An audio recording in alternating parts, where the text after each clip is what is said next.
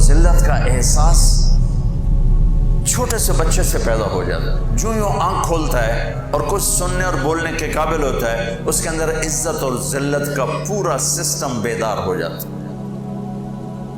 جب وہ مار کھاتے ہیں تو اندر ہی اندر ان کے اندر لاوا پکتا ہے. جب وہ 3 سال کے اسکول بھیجے جاتے ہیں اور روتے ہوئے جاتے ہیں تو ان کے اندر ایک نفرت پیدا ہوتی ہے، کیونکہ ماؤں نے اپنی ممتا، اپنی ماں ہونے کا حق ادا نہیں کیا، ان کو اسکول کے حوالے کر دیا. تو وہ مجھ سے چند مائیں کہ تو پھر کیا کریں، اسکول ہی پھر داخلے نہیں ملتے. میں نے کہا تو ایک کو صرف یہی اسکول رہ گئے، تو میرے کو لیا میں 10 سال بھی داخل کر لوں گا. ویسے میں نے مذاقاً کہا کتنے اسکول میں آپ نے اسٹیٹس کیوں بنا لیا؟ یہ ماؤں نے اسٹیٹس بنا لیا کہ فلاں اسکول میں میرا بچہ پڑھتا ہے، فلاں اسکول میں میرا. ان کو تمہاری اولاد سے تھوڑا غرض ہے، ان کو تمہارے پیسوں سے غرض ہے. تو عزت نفس لا یقول الخناس. آپ کو ایک واقعہ سناتا ہوں. یہ واقعہ میرے گھر کا ہے، یعنی میں نے کہیں سے سنا نہیں، گھر کا ہے. جب ٹریکٹر نہیں ہوتے تھے تو بیلوں پہ کاشت ہوتی تھی. تو میرا تعلق ایک زمیندار گھرانے سے. 1961 میں سب سے پہلے پورے علاقے میں میرے والد ٹریکٹر لے کر آئے تھے 14,000 کا. تو بڑی ہل ہو گئی بھی میاں لبک 14,000 کا ٹریکٹر لے آئے. 14,000 وہ 1,000 کو نہیں دیکھتا تھا اس وقت. تو 14,000 کا ٹریکٹر، وہ تو سارے دھوم مچ گئی کہ میاں لبک 14,000 کا ٹریکٹر لے لے. تو وہ بیل ہوتے تھے. ہمارے ایک بیل نے چارہ کھانا چھوڑ دیا. تو 1-2 دن تو نوکر نے نوٹس نہیں لیا. تیسرے دن ان کا میاں صاحب داند کہتے ہیں ہماری زبان میں، داند جڑا بیل ہے تو چارہ نہیں، پٹھے نہیں کھا رہا. تو ابا جی نے، مرحوم نے بلایا ڈاکٹر. اس نے دیکھا، میں کہا جی کچھ نہیں، ٹھیک، کوئی مسئلہ نہیں. تو یہ بیچارہ کیوں نہیں کھا رہا تھا؟ ایک پتہ کوئی نہیں. تو ایک دیسی حکیم تھا ہمارے قریب. تو والد صاحب مرحوم نے گھوڑے پر ایک نوکر کو بھیجا کہ جاؤ اس کو اٹھا کے لاؤ. اس کو لے کر آئے تو اس نے بیل کو یوں دیکھا، کہنے لگا میاں صاحب انہوں پٹھے کون پاندا ہے؟ تو ایک ہمارا نوکر تھا اللہ دتا کسائی، تو اس کو دتو کسائی کہتے تھے. ابا جی نے کہا جی اے ہے دتو، اوے اوریا. اس کو بلایا، بیل کے سامنے بٹھایا، جوتا اتارا اور 5-7 اس کے سر میں مارے، ٹھا ٹھا ٹھا. کہنا جی پٹھے پاؤ. پٹھے پائے تو وہ کھانے لگا. یہ میں آپ کو گھر کا واقعہ سنا رہا ہوں، گھر کا، سنائی نہیں سنا رہا ہوں، اپنے گھر کی بتا رہا ہوں. ابا جی نے کہا ایک ہی جادو ہے. انہوں نے کہا جادو نہیں ہے، یہ آپ کے نوکر نے اس کو کہیں کوئی سوٹیاں مار دی ہیں اور یہ وٹ کھا گیا تھا. اس کو غصہ چڑھا ہوا تھا کہ میں نے اس مارے کیوں، میں تو چنگا بھلا کام دے رہا. آج جب میں نے اس کی ٹھکائی کی تو اس کو تسلی ہوگی میرا بدلہ ہو گیا، اور اس پٹھے کھا گئے. عزت نفس تو جانور بھی چاہتا ہے. ہم ماتحت کو ذلیل کریں، اوپر والوں کو مکھن لگائیں، نیچے والوں کو ذلیل کریں. یہ مائیں اپنے بچوں کو ماریں بھی صحیح، پھر کہیں ان کی وہ خدمت بھی کریں. یہ کیسے ہوگا؟ اور ایک واقعہ میرا چشمدید ہے. ایک ہمارا، میرے والد صاحب کو گھوڑے رکھنے کا شوق تھا، تو بڑے نسلی گھوڑے رکھا کرتے. ایک گھوڑا سفید رنگ تھا، اسے نکرا کہتے ہیں. تو بہت خوبصورت اور بہت خوبصورت چلتا تھا. کوئی غلطی سے اس کو چھانٹا مار دیتا تو غصے میں کھڑا ہو جاتا تھا، چلتا نہیں تھا. پھر بڑی دیر کے بعد جب اس کا غصہ ٹھنڈا ہوتا پھر چلتا تھا. ایک دن میں اور میرا چھوٹا بھائی ہم دونوں تانگے پر، اور ہمارا کوشوان اس کو چلا رہا، چاچا گامو مرحوم اس کا نام تھا. تو اس نے اس کو چھانٹا مار دیا. یہ میرا دیکھا واقعہ ہے. وہ کھڑا ہو گیا، وہیں کھڑا ہو گیا. اس نے سارے زور لگائے، ہلا نہیں. 3-4 آدمی بولا. جب ایسے کبھی گھوڑا تانگے میں کھڑا ہو جاتا تھا تو پھر ایک دیہاتی ٹرک تھا، 2-3 آدمی ادھر پہیے کو گھماتے تھے. پہیا گھوم کر جب وہ ٹانگے کی لگتی تھی نا اس کو ہک اس کے پشت میں یوں پیچھے، تو پھر وہ چل پڑتا تھا. تو انہیں 3-4 ادھر 3-4 ادھر زور لگا لی، وہ ہلا ہی نہیں۔ اب دیکھیں انہوں نے کیا کیا، وہ نیچے آیا اور اپنی پگڑی اتاری اور اس کے پاؤں پہ رکھ کے کہنے لگا اللہ دا نائیں ہون تا ٹور پاؤ۔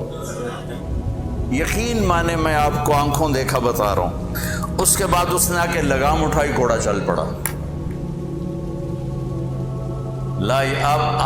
آپ سیرت النبی کا ایک لفظ لے لیں تو آپ سب کے لیے کافی ہو جائے گا، میرے لیے کافی ہو جائے گا، ان مستورات کے لیے کافی۔ کہ ہم میٹھا بول نہیں بولتے، بطور ماں مجھے کیسے بولنا چاہیے ہم نہیں بولتے، بطور باپ مجھے کیسے بولنا ہے نہیں بولتے، بطور بھائی مجھے کیسے بولنا ہے ایسا بول ہم نہیں بولتے، بطور باس مجھے ماتحت کے ساتھ کیسے بولنا ہے ہم نہیں بولتے، بطور مالک مجھے نوکر کے ساتھ کیسے بولنا ہے ایسا ہم نہیں بولتے، ایک دوست کے ساتھ مجھے کیسے بولنا ہم نہیں بولتے۔ تو سارے معاشرے میں آگ لگ گئی، محبت نام کی شے مٹ گئی۔ وفا تم نہ دیکھو گے ہرگز کسی میں، زمانہ وہ ایسا عجیب آ رہا ہے۔ تو وفا کی محبت کیسے اٹھتی ہے؟ جب یہ ناگن بن جاتی ہے۔ میرے رب کی قسم، پوری دنیا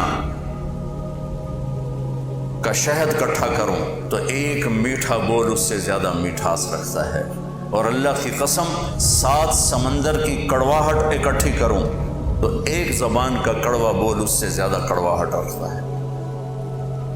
ہزاروں سال پہلے اللہ اپنے حبیب کو ہائی لائٹ کرنے کے لیے، میں نے کیا کہا، صفات کی کوئی انتہا ہے میرے نبی کی؟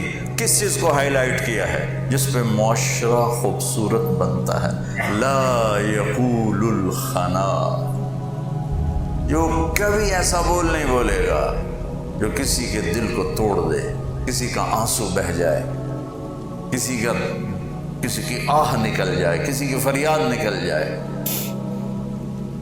میرے نبی نے فرمایا اسلام کا سب سے مضبوط عمل آپس میں محبت کرنا ہے، اور محبت کیسے پیدا ہوتی ہے؟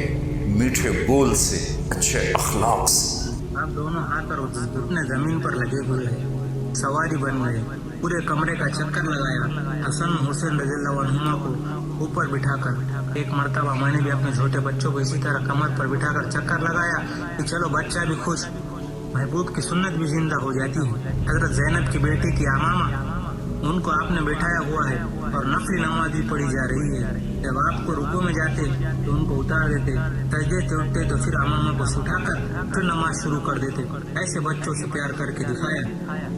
آپ مسجد میں نماز پڑھ رہے تھے، حسن حسین رضی اللہ عنہما آئے، ایک اوپر چڑھا اور سینے کے نیچے چلا گیا، تو آپ نے اپنا سینہ اوپر کر کے ہاتھ کھول لیے تاکہ وہ اندر آرام سے بیٹھ سکے۔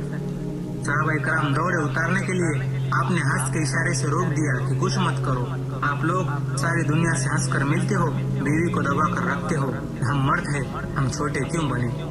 ایک مرتبہ اما عائشہ رضی اللہ عنہا چرخہ کاٹ رہی تھی اور حضور صلی اللہ علیہ وسلم اپنے جوتے سی رہے تھے، پسینے کے قطرے آپ کے پیشانی پر جمع ہو گئے۔ اما عائشہ رضی اللہ عنہا نے جب آپ کے حسین چہرے کی طرف دیکھا تو بس دیکھتی رہ گئی، جیسے محبوط ہو گئی ہو، ہاتھ جیسا تھا ویسا رہ گیا۔ آپ نے کہا آیا عائشہ کیا دیکھ رہی ہو؟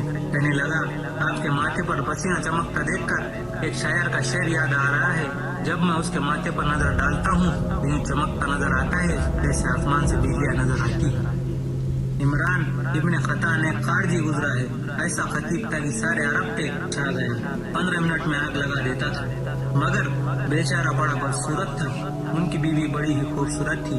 ایک دن ان کی بیوی نے کہا انشاءاللہ ہم دونوں جنتی ہیں۔ اس نے کہا وہ کیسے؟ بیوی کہنے لگی میں تمہیں دیکھ کر صبر کرتی ہوں، تم مجھے دیکھ کر شکر کرتا ہے، صبر پر بھی جنت ہے اور شکر پر بھی جنت ہے، شکلوں سے گھر آباد نہیں ہوتے، اچھے اخلاق سے گھر آباد ہوتے ہیں۔ ایک مرتبہ حضرت عائشہ رضی اللہ عنہا حضور صلی اللہ علیہ وسلم میں جھگڑا ہوا، حضرت عائشہ رضی اللہ عنہا مان ہی نہیں رہی تھی، تو آپ نے حضرت ابو بکر کو بلایا کہ ہماری صلح کر دو۔ ابو بکر تشریف لائے صلح کروانے، دونوں کی بات سنی، حضرت عائشہ رضی اللہ عنہا کی آواز بلند ہو گئی، ابو بکر رضی اللہ عنہ نے تھپڑ مارا۔ عائشہ رضی اللہ عنہا کی ابو بکر رضی اللہ عنہ کی بیٹی مگر بھاگ کر حضور صلی اللہ علیہ وسلم کے پیچھے پناہ لی، تو آپ نے کہا اے ابو بکر میں نے تمہیں صلح کے لیے بلایا ہے یا لڑنے کے لیے؟ تمہیں کس نے کہا تھا کہ اس کو مارنے کے لیے؟ آپ کی محبوب بیٹی فاطمہ رضی اللہ عنہا بیمار تھی. حال پوچھنے کے لیے گئے. اندر جانے کی اجازت مانگی. میری بیٹی میں اندر آ جاؤں؟ میرے ساتھ ایک اور صحابی بھی ہے. بیٹی فاطمہ جنت کی سردار کہتی ہے یا رسول اللہ میرے گھر میں تو اتنا بھی رومال نہیں کہ میں چہرہ چھپا کر پردہ کر سکوں، مگر اجنبی میرے گھر میں آتا ہے تو پردہ کرنے کی کوئی چیز نہیں.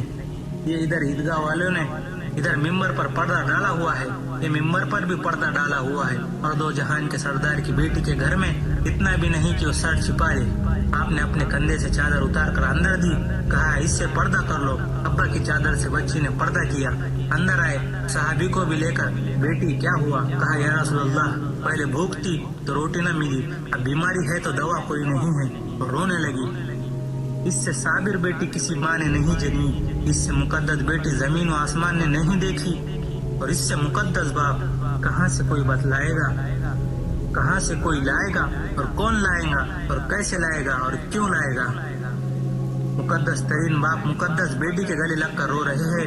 اللہ کا نبی بھی رو پڑا. طائف کے پتھر کھا کر، احد کے پتھر کھا کر بیٹیوں کے آنسو نے پگھلا دیا، بھلا دیا اور رلا دیا. دونوں باپ بیٹی مل کر رو رہے ہیں، اور آپ کہہ رہے بیٹی غم نہ کر، 3 دن گزر چکے تیرے باپ نے روٹی کا ایک لقمہ بھی نہیں کھایا. حضرت عائشہ رضی اللہ عنہ ایک انصاری عورت سے ملنے آئی. اس نے دیکھا کہ پرانی رضائی ہے میرے نبی کی. عورت نے کہا یہ پرانی ہے، میں بھی نہیں بھیجتی ہوں. وہ گھر گئی اور ایک نئی رضائی لے کر آئی. اتنے میں ہمارے نبی صلی اللہ علیہ وسلم آئے. دیکھا پھولدار رضائی. کہا یہ کہاں سے آئی؟ حضرت عائشہ رضی اللہ عنہ نے کہا یا رسول اللہ انصاری عورت آئی تھی، اس نے آپ کی پرانی رضائی دیکھی تو اس نے کہا میں نہیں بھیجتی ہوں، یہ اس نے بھیجی ہے. آپ نے فرمایا عائشہ میں اس سے بہت زیادہ لے سکتا ہوں اپنے اللہ سے، جاؤ یہ اس کو واپس کر دو. یہ رضائی اور محمد ایک چھت میں جمع نہیں ہو سکتے. وہ لالی بیوی تھی. کہنے لگی یا رسول اللہ یہ بڑی اچھی لگ رہی ہے، میں واپس نہیں کریں گی. آپ نے کہا عائشہ یہ چھت مجھے اور اس رضائی کو اکٹھے نہیں دیکھے گی، مجھے یہاں بٹھانا ہے تو رضائی کو برباد کرا. میں اس سے زیادہ اللہ سے لے سکتا ہوں، لیکن میں ٹھکرا دیا. وہ پرانی رضائی لی اور وہ نئی رضائی واپس کر دی.